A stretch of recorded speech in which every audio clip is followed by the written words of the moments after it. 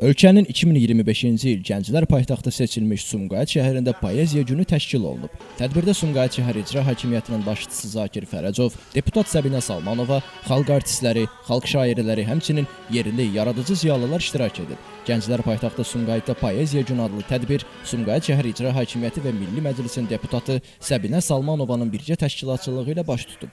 Deputat Səbinə Salmanova təşkil edilən tədbirin məqsədi haqqında ətraflı danışaraq Sumqayıtdakı yaradıcı mühitin xüsusilə son dövrlərdə xeyli canlandığını vurğulayıb, geniş miqyaslı layihələrin gerçəkləşdirildiyi şəhərin sürətli inkişafı dövrünü yaşadığını diqqətə çatdırıb. Sumqayıt şəhər icra hakimiyyətinin başçısı Zakir Fərəcov çıxışında qeyd edib ki, klassik şairlərin poeziyası ürəklərdə yaşayır. Xalqımız sənətkarlarının poeziyasını qoruyur. Şəhər rəhbəri Sumqayıtda ədəbiyyata və yazarlara göstərilən diqqət və qayğının xüsusi əhəmiyyət daşıdığını vurğulayıb. O, şəhərin son illərdə əldə etdiyi mədəni uğurlardan və Sumqayıtın ədəbi mühitinin inkişafına verilən dəstəkdən bəhs edib. Daha sonra çıxış edən xalq artisti Rasim Balayev, xalq şairləri Vahid Əziz və Sabir Rüstəmxanlı, həmçinin Rüstəm Behrudi, İbrahim İlyaslı və digər natiqlər şəhərin ədəbi həyatı haqqında fikirlərini bildiriblər. Tədbirdə xalq şairi Nəriman Həsənzadənin video müraciəti də yayımlanıb. Zakir Fərəcov tərəfindən qonaqlara Azərbaycan xalçaları hədiyyə olunub. Tədbir incəsənət ustalarının ifaları ilə davam etdirilib. Qeyd edək ki, Sumqayıtda yazarlara və sənət adamlarına göstərilən diqqət, həmçinin onların